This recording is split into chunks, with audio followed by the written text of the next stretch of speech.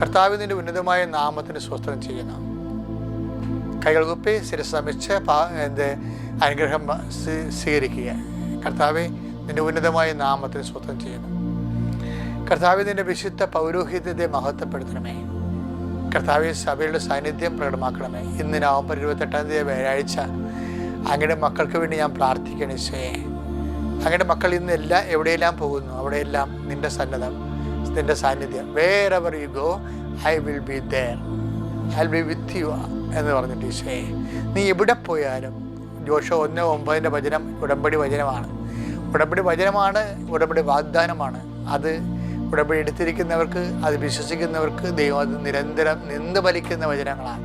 അതാണ് wherever you go I will be there, I will be with you. നീ എവിടെ പോയാലും നിൻ്റെ കൂടെ ഞാനുണ്ടായിരിക്കും.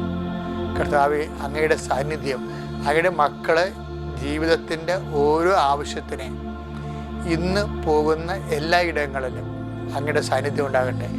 ഇന്ന് ഞങ്ങളുടെ കുടുംബത്തിൻ്റെ നിലനിൽപ്പിന് വേണ്ടി, ജീവിതത്തിൻ്റെ നിലനിൽപ്പിന് വേണ്ടി കണ്ടുമുട്ടുന്ന ഓരോ വ്യക്തികളിലും അവരുടെ സംഭാഷണ മധ്യേ, ഞങ്ങളുടെ സംഭാഷണ മധ്യേ കർത്താവെ നിൻ്റെ സാന്നിധ്യം പ്രകടമാകണമെന്ന് പ്രാർത്ഥിക്കുന്നു. കർത്താവെ, എന്ത് നടക്കാത്ത കാര്യമായാലും, എന്ത് ചെയ്തു തരാൻ ബുദ്ധിമുട്ടുള്ള വിഷയമായാലും, കർത്താവെ നീ പറഞ്ഞല്ലോ നിൻ്റെ ഭാരം ലഘുവാണെന്ന്.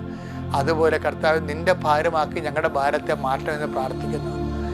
അപ്പോഴത് ഓട്ടോമാറ്റിക്കായിട്ട് ലഘുവായി മാറും. കർത്താവെ നിൻ്റെ മക്കൾക്ക് വേണ്ടി പ്രാർത്ഥിക്കുകയാണ്. അവിടെ ഇന്നത്തെ ഭാരങ്ങൾ നീ ലഘുവാക്കണമെന്ന് പ്രാർത്ഥിക്കുന്നു. നിൻ്റെ സ്നേഹം കൊണ്ട്, നിന്നിലുള്ള ഞങ്ങളുടെ വിശ്വാസം കൊണ്ട്, നിന്നിലുള്ള ഞങ്ങളുടെ ആശ്രയങ്ങൾ കൊണ്ട് ഞങ്ങളുടെ ജീവിതഭാരം നിൻ്റെ നാമത്തിലെ ലഘുവാകട്ടെ എന്ന് ഈശോനാമത്തിൽ പ്രതീക്ഷിക്കുന്നു, പ്രത്യാശിക്കുന്നു, ഈശോനാമത്തിൽ കൽപ്പിക്കുന്നു. ദൈവത്തിൻ്റെ കരുണ നിന്നെ ആവശ്യിക്കട്ടെ. നിൻ്റെ തീരുമാനങ്ങൾ, ഇന്നത്തെ ദിവസത്തെ തീരുമാനങ്ങൾ കർത്താവ് പൂർണ്ണമായി ഏറ്റെടുക്കട്ടെ എന്ന് പ്രാർത്ഥിക്കുന്നു. കർത്താവിൻ്റെ ചൈതന്യം നിങ്ങളിലേക്ക് ആവശ്യിക്കട്ടെ. അടിപ്പിണർ പോലെ, വൈതാക്കാലം പോലെ ദൈവികമായ കർത്താവ് ഇരുണ്ടുപോയ മനസ്സുകളെ, കർത്താവെ മനസ്സിന് വിഷമം ഉണ്ടാക്കുന്ന സാഹചര്യങ്ങളുള്ളവരെ, ജീവിതത്തെ ഹൃദയത്തിന് ഭാരമുള്ളവരെ, കർത്താവ് ആരും സഹായിക്കാനില്ലല്ലോ, ഞാൻ ഒറ്റയ്ക്ക് എന്ത് ചെയ്യും എന്ന് വിചാരിച്ചുകൊണ്ട് വിഷമിക്കുന്നവർ, അവരെല്ലാം നീ ശക്തിപ്പെടുത്തണം.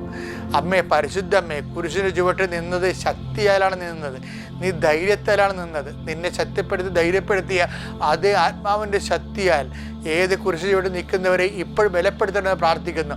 എൻ്റെ കർത്താവിൻ്റെ ഉന്നതമായ നാമത്തിൽ, സഭയുടെ അധികാരത്തിൽ, കുരിശിൻ്റെ അടയാള ദൈവശക്തിയാൽ നീ ബലപ്പെടട്ടെ, നീ ശക്തി പ്രാപിക്കട്ടെ, നീ സൗഖ്യം പ്രാപിക്കട്ടെ, നിനക്ക് സമാധാനം കൈവരട്ടെ.